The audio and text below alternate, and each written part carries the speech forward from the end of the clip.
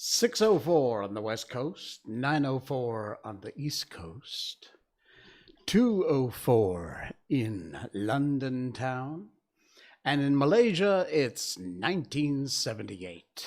Hello, everybody. I'm Jay Sheldon, and I'm not wearing pants. Hey, chaotic robot, man, I sign in, boom, you're there.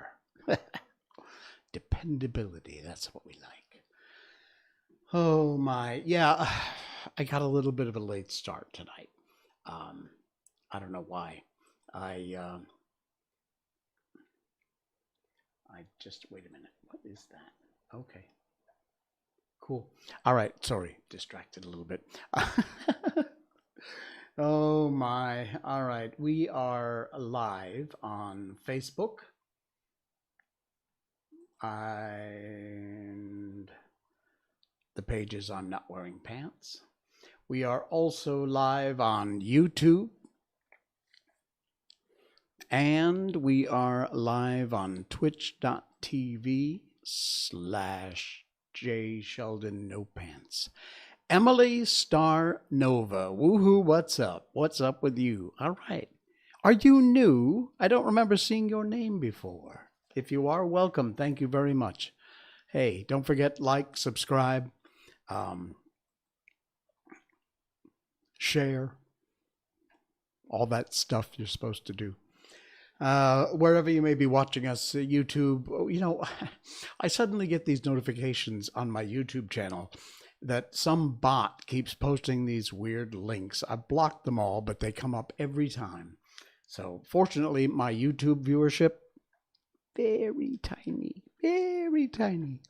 Facebook, doing well. Twitch, phenomenal. So anyway, it is wonderful to have you here, Emily Starnova. Thank you very much for discovering us and hanging out. We don't talk about anything important. We just talk, and whatever happens to float my or your boat is what we talk about. And I drink a lot of coffee, so there's always that. We're back in the home studio tonight, and Invis Toby, hey, you have internet. That's a plus. Nice. Did you not have internet? Eee. Can you imagine? And it's only been what? I mean, not only, but say the 80s is when dial-up internet. Oh, you moved house. Oh, cool. That's right. You did move house. I forgot about that. I'm glad you got your net back. But anyway, really, I mean, I got on the internet in the early 80s, in the very start of, I mean, it's been around since the 60s, but the very start of people having dial-up internet. It was the old days of, you know, that kind of stuff. And get off the phone, I'm online. So no internet, new faster internet. Nice. All right. Yeah, so, you know, 80s, 90s, 2000s, 10s, what, 30 years, 40, maybe hitting 40. And already we are at the point where I can sit here in my home studio, broadcast to the world with a multicam setup and all kinds of visual effects and crap like that. And yeah, I do remember that internet only too well, Toby. Oh yeah, that was those were the days. Dial-up internet and internet relay chat, IRC, WhatsApp, not WhatsApp.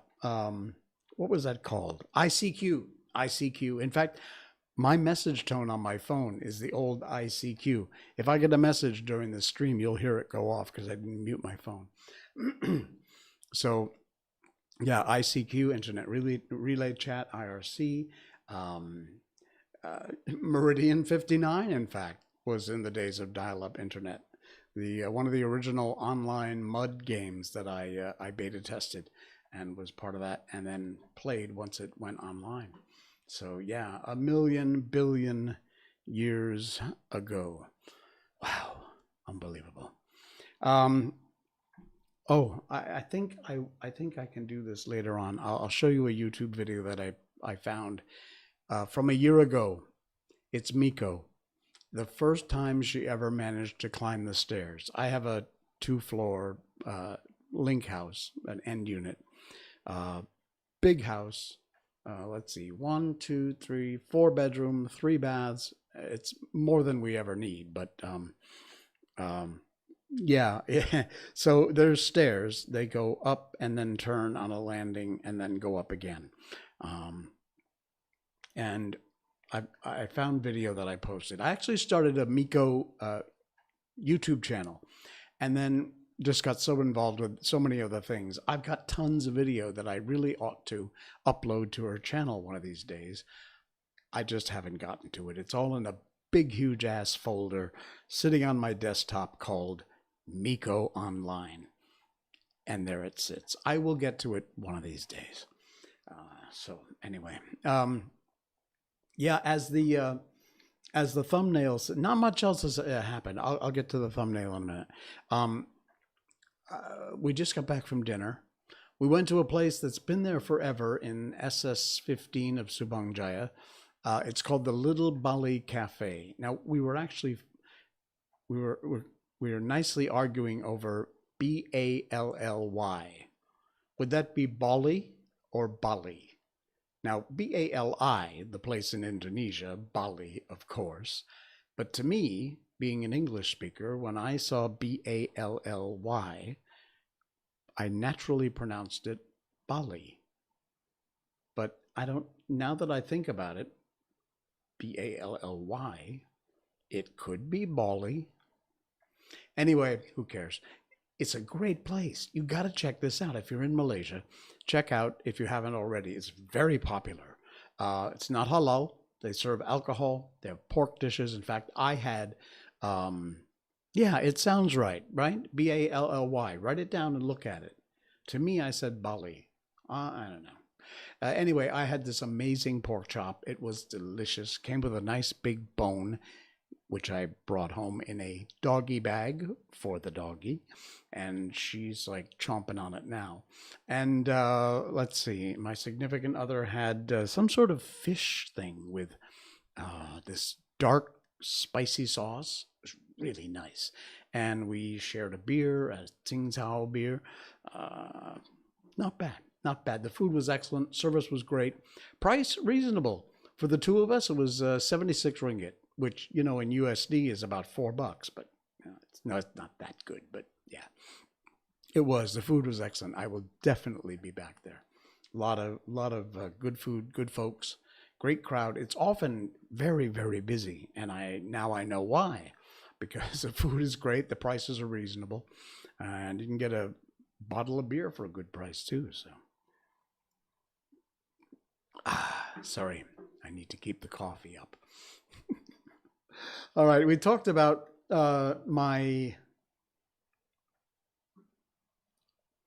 thumbnail tonight. Actually, you wouldn't see it until the show is on, except on YouTube. But it says Hokusai and general chat, and also, of course, The Wonderful Wizard of Oz. I think I'm going to do 2 chapters tonight, so be prepared for that. We've got about 4 chapters left, but I think if the next chapter isn't too long, I'll do 2 tonight. Because it's not that I want it to end, but I want to move on to the next book. So, because so far it's been fascinating. Yeah, hydration is key. That's right. You're exactly right. Oh, man. Yeah, it makes sense. Let's see. Okay, so this was part of what I wanted to chat about tonight. I found this article from The Spectator, and this is the coolest thing. As you know, I am a huge Japanophile. I love old Japan, ancient Japan, the days of the samurai, the days of Hokusai. If you don't know who Hokusai is, he did the drawing of the Great Wave, which is one of the most famous drawings. It was a part of the 39 views of Mount Fuji, or something, however many views of Mount Fuji.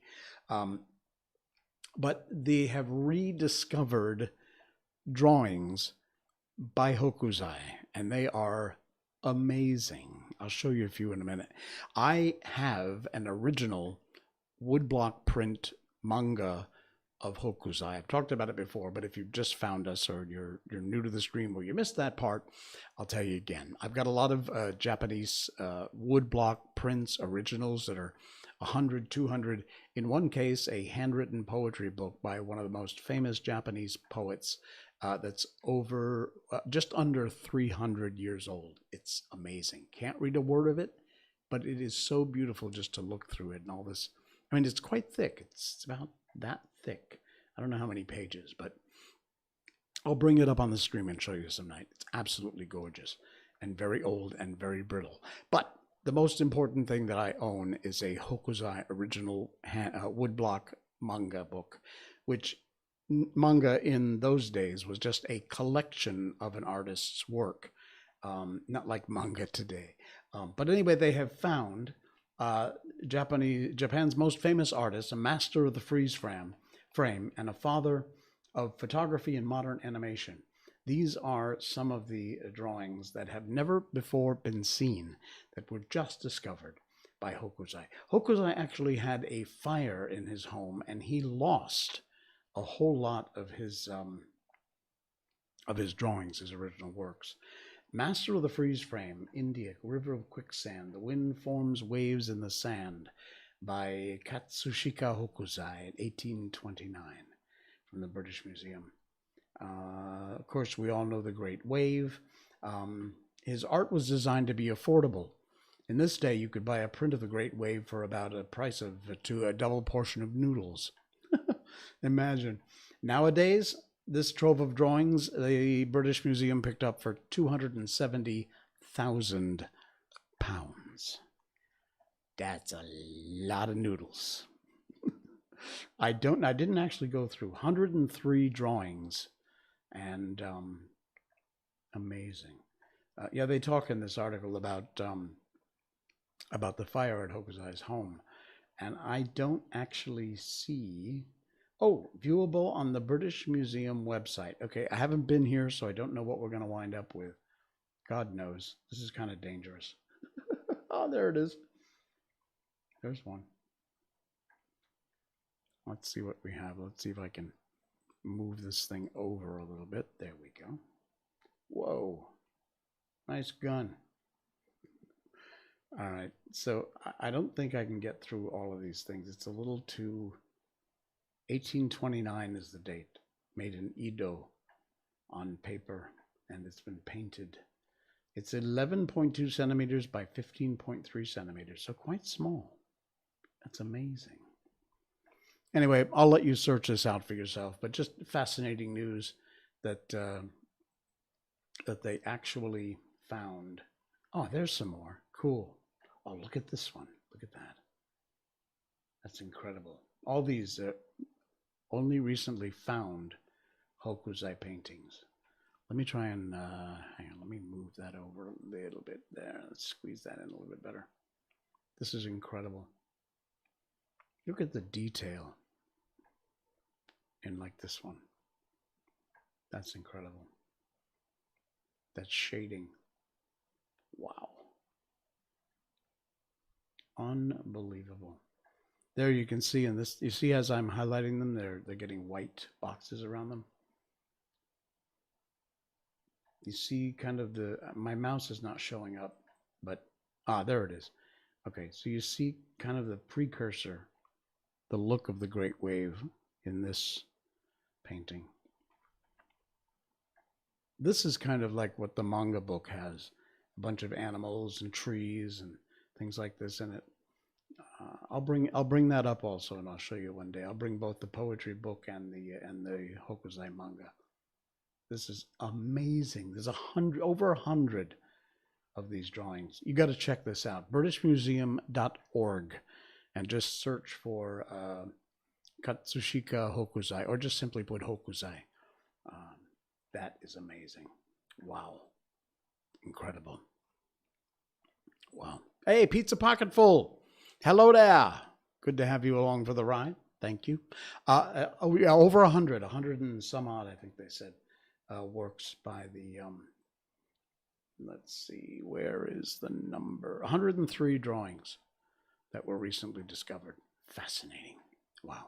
Okay, this is a local story, but I wanted to put this up here and talk about it. We got the first shipment of our vaccines here in Malaysia, and excuse me, they made a big deal out of it. They brought it in on a jet, special cargo. Of course, you have to the storage and everything for these vaccines it has to be kept in some weird sub-zero temperature and everything. Yeah, I'm glad you made it, pizza. Thanks. Um, so they made a big deal out of it. And then when the vaccine got here, they got it off the plane, they put it in a convoy, special truck, and then they had this giant police and military escort through the streets of Malaysia, getting it to whatever storage facility it was going to. I mean, there were others that came in, but this was kind of the representational first shipment of the vaccine. So they made a deal out of it, which is cool. I mean, it's kind of cool we're getting our first shipment of the vaccine. However you feel about vaccines, that's your thing, whatever, no worries. Everybody's entitled. But they featured this pilot. The pilot, Captain Hamdan Che Ismail, 29-year career in the aviation industry. He navigated flight MH604 carrying the first batch of COVID-19 vaccines from Singapore to Malaysia. Now, I am not a subscriber, and I'm not going to become a subscriber, so I can't read the whole article because I'm cheap, okay? But yeah, some have to be frozen. You're right, Toby. Oh, you're getting yours on Friday. Cool beans. Please let us know. We'll be on Saturday night. Come on the stream. Let us know what the experience was like. Anyway, they made this deal about this guy. They did, a news story about him, and he talked about how nervous he was. And some morons are making fun of him. And because he said he was very nervous flying the plane. Well, of course you would be. I mean, all eyes, And people said the stupidest, dumb freaking things like, oh, you're not nervous when you carry us as passengers? Well, you know what? Shut up. Just shut up. Sincerely, honestly, you people have nothing better to do than sit around and find one little loose thread or one little thing that isn't even an issue and make fun of it. I'm honest to God, that goes on all the time. It's not just here. It's everywhere. You see it all the time. I try and call it out when I do. It's like, take a powder. Take a pill. Relax. It doesn't make you cool. It doesn't make you special. It doesn't get you any more attention. In fact, to be honest, most of us think you're a-holes, okay? Making stupid comments about something like this. Okay, no, it's not the biggest deal on the planet. He's nervous because it's a big story and this is a big event. I'm sure the captain gets nervous every time he flies a plane. But this was a big event, and I don't blame him for being nervous, and I thank him for flying the plane that brought us the vaccines. And for those of you who have nothing better to do than sit behind your little keyboard warrior keyboards and make shitty, stupid comments, piss off, go away. We don't like you, and we don't need you. There, I said it. Seriously, I'm serious as cancer. These people drive me nuts, and I'm not, and neither should you put up with it. Don't you put up with it either. Call people out when they do these things. Block them, whatever you need to do, report them, I don't care. Speaking of reporting, I got a funny story coming up in a little while, if I can manage to get the pictures online. But honestly, these people drive me nuts. Calling it how we see it, exactly. All right, so thanks again to Captain Hamdan Che Ismail. And great job, Captain. Thank you much.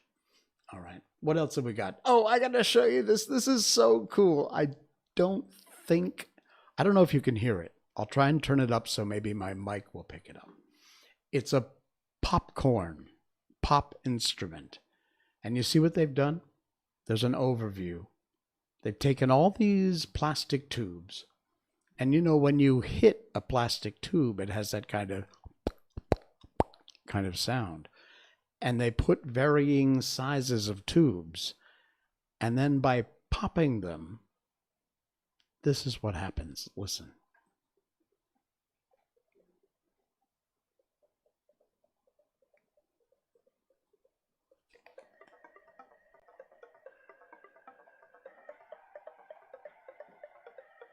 How cool is that?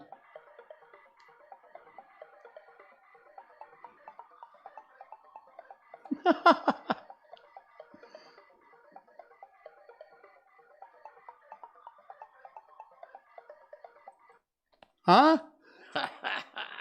That is the coolest thing. I found that on Facebook. I'm a. It's not this. This post didn't come from there, but I'm a part of a Facebook page that I follow, which is called like weird musical instruments or something. And yes, of course, it's the popcorn song. But uh, so they have all these strange. I've shown some before on the stream here. These weird and strange, unusual musical instruments. This is one of them. It's very, very cool. All right, now I got to be careful how I do this, but I want to show you something. Let's see if I can do it without getting myself in trouble. Okay, this is my notification, so you'll just have to put up with some of them. But let me see. See that right there?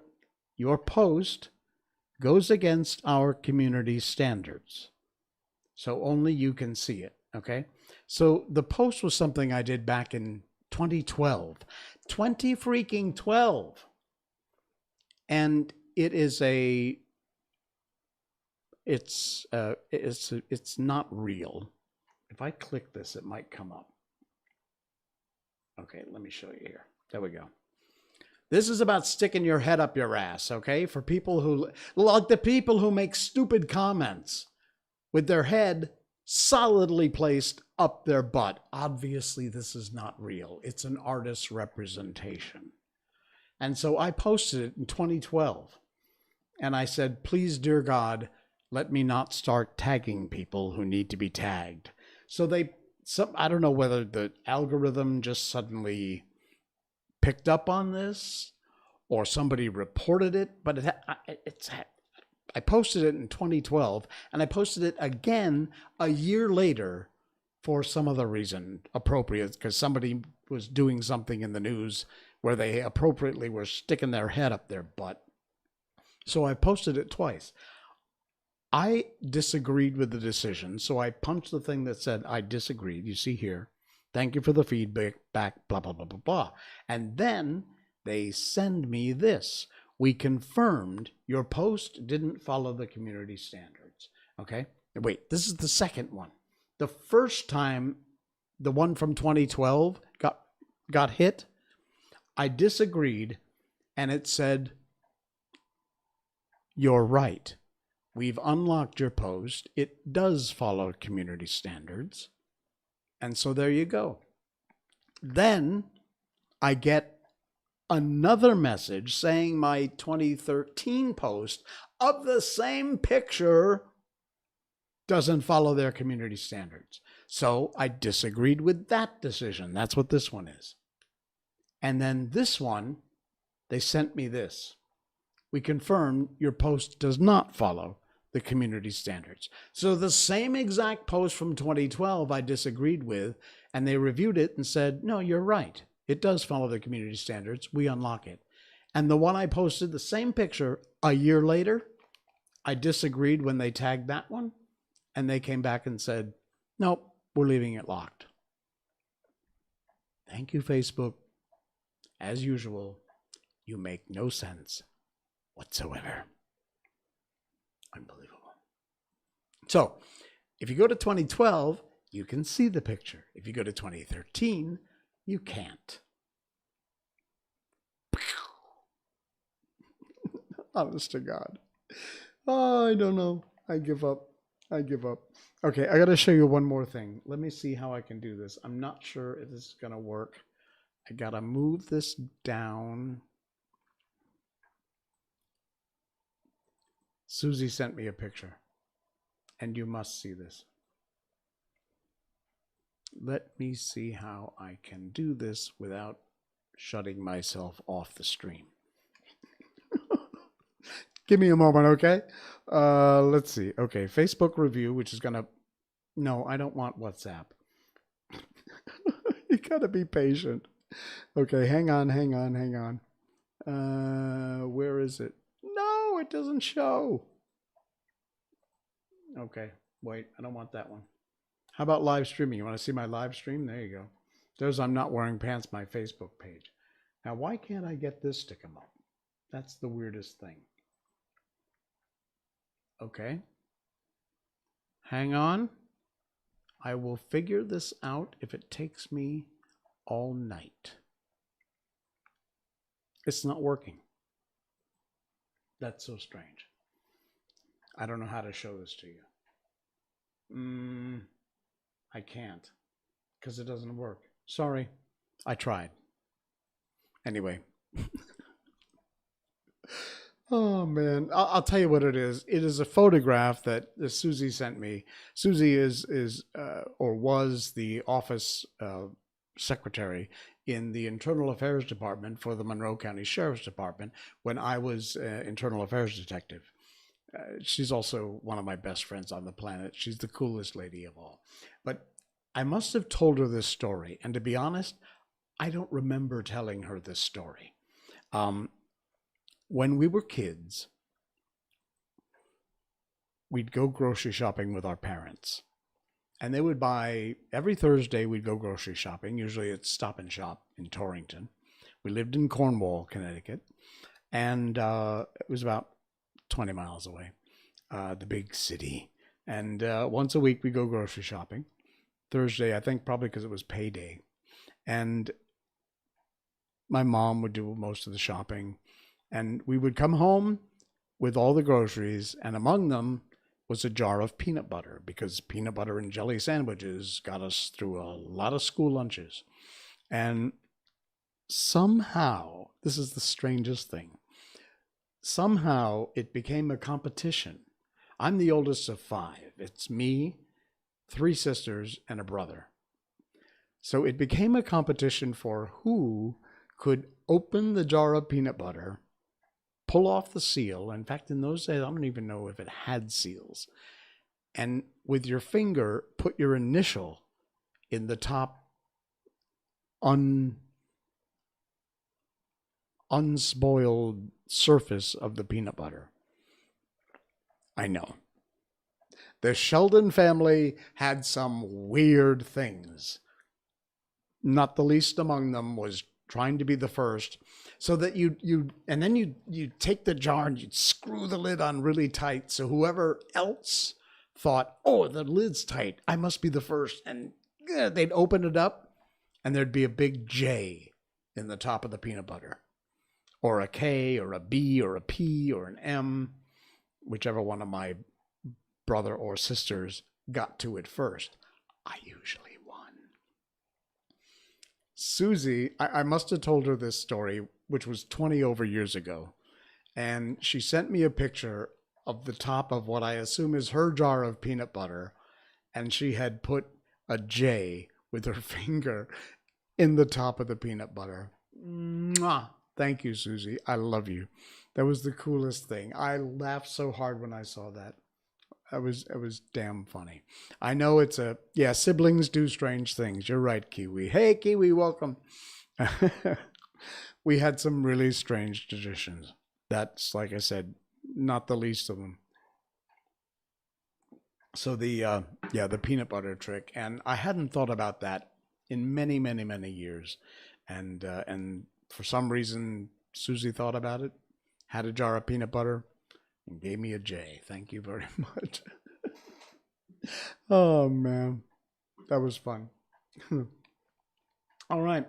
I'll tell you what, it's been about a half an hour, and I've been sitting up here doing just kind of nothing and talking about, well, like we usually, just about anything that's on my mind or yours. Mahanev, hey, I'm back, boys. Welcome back. Thank you. You're just in time for story time. We're going to get on to the Wonderful Wizard of Oz here in just a bit, and we're going to do. I think we might do if the next chapter is not too long, we'll try and do 2 tonight. It depends on the time. We'll see how it goes, and depends on how my voice holds up too. So this is from the wonderful folks at the Gutenberg Project, Project Gutenberg, which is Gutenberg.org. You can find all kinds of public domain books there, free for downloading, ebooks, text files. They have all different formats. So however, if you read your ebooks in a reader, PDF, text file, Word doc, they've got most of those formats there, so you can check them out. And yeah, hydrate. So anyway, it's Gutenberg.org. Project Gutenberg is the site where we get these books, and we thank them very much. We've been doing The Wizard of Oz. It's been, a couple of months now, I think. I didn't realize this book was as long as it is, but it is. And so we're going to move right into it and move on. We're at chapter 21. Like I said, I think we got about 4 chapters to go, and then we'll be at the end. So let's head out into the adventures of our 4 travelers in the Wonderful Wizard of Oz. This is chapter 21. The Lion becomes the King of Beasts. After climbing down from the China Wall, the travelers found themselves in a very disagreeable country, full of bogs and marshes and covered with tall, rank grass.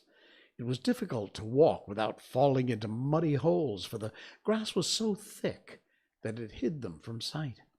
However, by carefully picking their way, they got safely along until they reached solid ground. But here the country seemed wider than ever, and after a long and tiresome walk through the underbrush, they entered another forest where the trees were bigger and older than any they had ever seen. This forest is perfectly delightful, declared the Lion, looking around him with joy. Never have I seen a more beautiful place. It seems gloomy, said the Scarecrow. Well, not a bit of it, answered the Lion. I should like to live here all my life. See how soft the dried leaves are under your feet, and how rich and green the moss that clings to these old trees. Surely no wild beast could wish a pleasanter home. Perhaps there are wild beasts in the forest now, said Dorothy. I suppose there are, returned the Lion, but I do not see any of them about. They walked through the forest until it became too dark to go any further. Dorothy and Toto and the Lion laid down to sleep, while the Woodman and the Scarecrow kept watch over them as usual.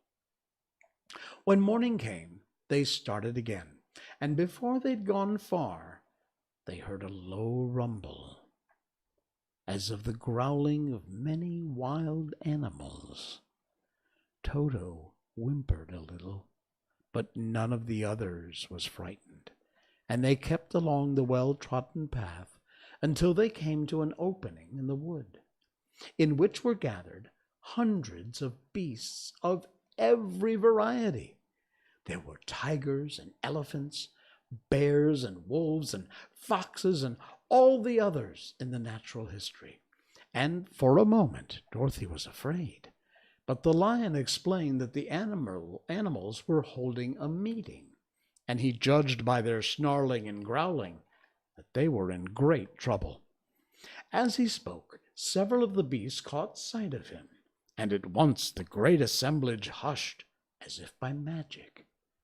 The biggest of the tigers came up to the Lion and bowed, saying, "Welcome, O King of Beasts!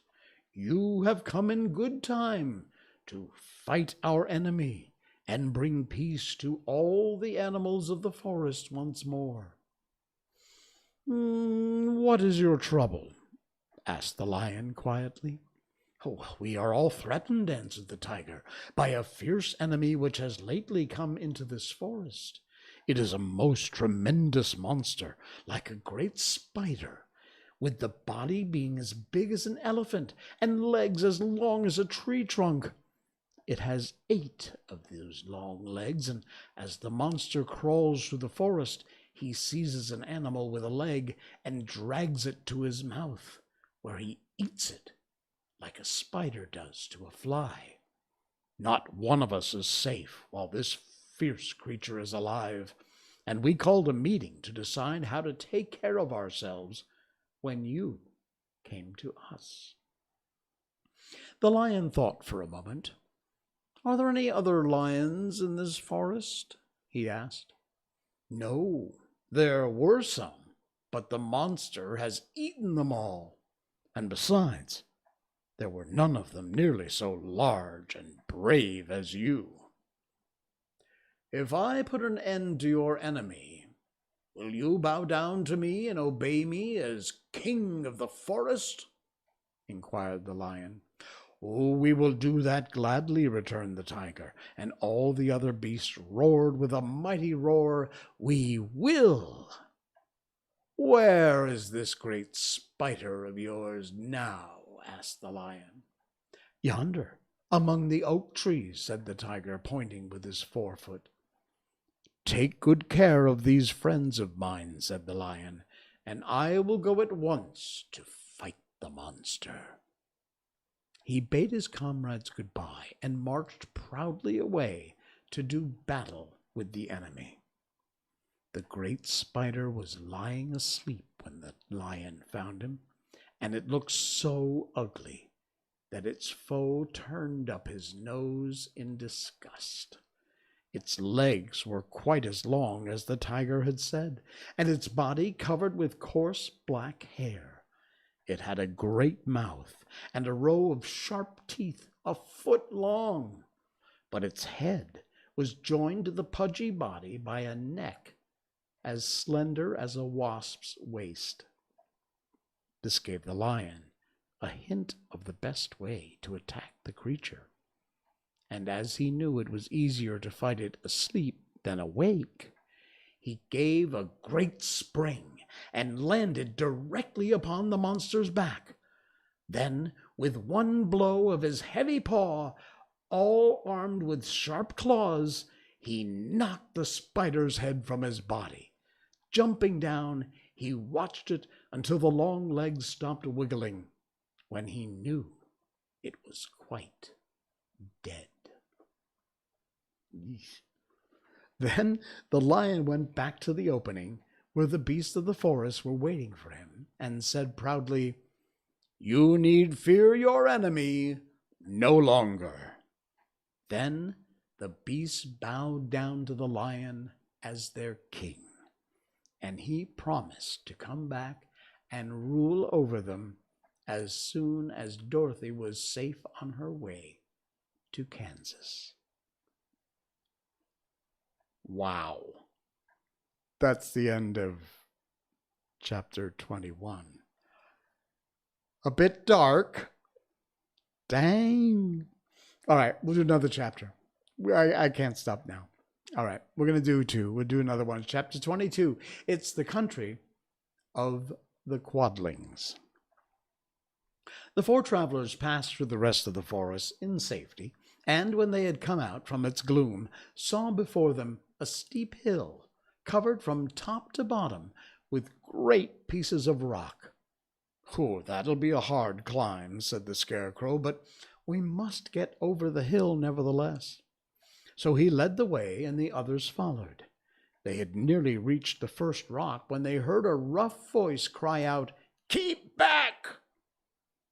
"Who are you?" asked the Scarecrow. Then a head showed itself over the rock, and the same voice said, "This hill belongs to us, and we don't allow anyone to cross it." "But we must cross it," said the Scarecrow. We're going to the country of the Quadlings." "But you shall not," replied the voice, and there stepped from behind the rock the strangest man the travelers had ever seen. He was quite short and stout, with a big head, which was flat at the top and supported by a thick neck full of wrinkles.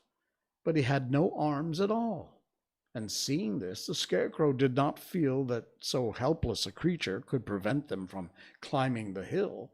So he said, "I'm sorry not to do as you wish, but we must pass over your hill, whether you like it or not." And he walked boldly forward. As quick as lightning, the man's head shot forward, and his neck stretched out until the top of his head, where it was flat, struck down the Scarecrow in the middle and sent him tumbling over and over down the hill. Almost as quickly as it came, the head went back to the body, and the man laughed harshly and said, "That ain't as easy as you think." A chorus of boisterous laughter came from the other rocks, and Dorothy saw hundreds of the armless hammerheads upon the hillside, one behind every rock. Well, the lion became quite angry at the laughter caused by the Scarecrow's mishap, and giving a loud roar that echoed like thunder, he dashed up the hill. Again, a head shot swiftly out, and the great lion went rolling down the hill as if it had been struck by a cannonball. Dorothy ran down and helped the Scarecrow to his feet, and the lion came up to her, feeling rather bruised and sore, and said, "It is useless to fight people with shooting heads. No one can withstand them." "Well, what can we do then?" she asked. "Call the winged monkeys," suggested the Tin Woodman. "You still have the right to command them once more." "Very well," she answered, and putting on the golden cap, she uttered the magic words, and the monkeys were as prompt as ever, and in a few minutes the entire band stood before her. "What are your commands?" inquired the king of the monkeys, bowing low. "Carry us over the hill to the country of the Quadlings," answered the girl. "It shall be done," said the king, and at once the winged monkeys caught the four travelers and Toto up in their arms and flew away with them. As they passed over the hill, the hammerheads yelled with vexation and shot their heads up high in the air, but they could not reach the winged monkeys, which carried Dorothy and her comrades safely over the hill and set them down in the beautiful country of the Quadlings. Excuse me. "This is the last time you can summon us," said the leader to Dorothy. "So goodbye, and good luck to you." "Goodbye, and thank you very much," returned the girl, and the monkeys rose into the air, and in a twinkling were out of sight. The country of the Quadlings seemed quite rich and happy. There were field upon field of ripening grain, well-paved roads running between, and pretty rippling brooks with strong bridges across them. The fences and houses and bridges were all painted bright red, just as they had been painted yellow in the country of the Winkies, and blue in the country of the Munchkins. The Quadlings themselves, who were short and fat and looked chubby and good-natured, were dressed all in red, which showed bright against the green grass and the yellowing grain. The monkeys had set them down near a farmhouse, and the four travelers walked up to it and knocked at the door. It was opened by the farmer's wife, and when Dorothy asked for something to eat, the woman gave them all a good dinner, with 3 kinds of cake and 4 kinds of cookies, and a bowl of milk for Toto. "How far is it to the castle of Glinda?" asked the child. "Oh, it is not a great way," answered the farmer's wife. "Take the road to the south, and you will soon reach it." Thanking the good woman, they started afresh and walked by the fields and across the pretty bridges until they saw before them a very beautiful castle. Before the gates were 3 young girls, dressed in handsome red uniforms trimmed with gold braid. And as Dorothy approached, one of them said to her, why have you come to the South Country? To see the good witch who rules here, she answered. Will you take me to her? Let me have your name, and I will ask Glinda if she will receive you. They told who they were, and the girl soldier went into the castle. After a few moments, they came back and said that Dorothy and the others were to be admitted at once. And that's chapter 22. Next time we'll do chapter 23, which is Glinda the Good Witch grants Dorothy's wish. Only 2 chapters to go. So we will likely close it out on our next stream, which will be Thursday night. Wow. It is amazing how different this is from the film. It's incredible. That is so wild. Wow. The Wonderful Wizard of Oz. I hope you're enjoying that. As much as I love reading it, because it really is. It's a lot of fun. It really is. Thank you. All right, guys. I did promise that I was going to show you. I hope this is going to work. We'll see what happens. All right. You know what? I think the easier thing is going to be to go to my Facebook page and show you it this way. Is this going to work? Yes. Okay. I'm not sure about the sound. I don't know if you're going to hear it, but you can certainly see it. This suddenly popped up on my YouTube timeline. I posted it a year ago, but you've all seen Miko. She's been on the stream, and time flies when you're having fun, Mohammed said. Yeah, you're right. This is incredible. This was a year ago. You've seen Miko on the stream. She sat here on my lap. You know how big she is, what she looks like. This is her at about 3 or 4 months old. This is the first time I managed to capture it, that she appears, that she climbs the stairs in our house. You know what? If I click this, it's going to go to YouTube. Yeah, it is. That's all right. This will work. I just got to move it over. Miko's first stair time. Check this out. I'm not sure you can hear the sound. She just climbed the stairs for the first time. In case you can't hear it, I'm repeating what I'm saying on the video.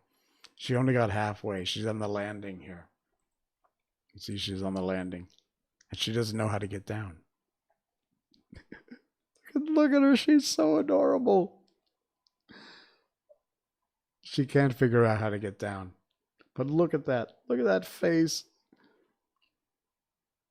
She wants to do it, but she just doesn't dare. It's a long way down. It's about 8 or 10 steps going down. And right there I said, you know, one of these days, before too long, you're going to be flying up and down the stairs all day long. And that's exactly what she does now. And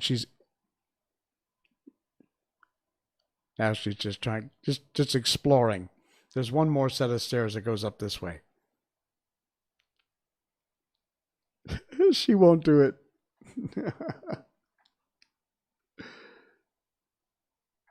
She's amazing. You see I was just saying tonight, look at the difference. It's just 1 year. She's 3 times the size. I brought her down and she went right back up again. That's amazing. That is so cool. All right. Miko climbs the stairs. I just wanted to share that with you. I just found it. Yeah, she's adorable. All right, guys. Thank you so much for joining. I got to take these off because now my headphones are on delay. I will see you again on Thursday night. We'll finish up The Wonderful Wizard of Oz. I'm sure by then we'll have tons more to talk about.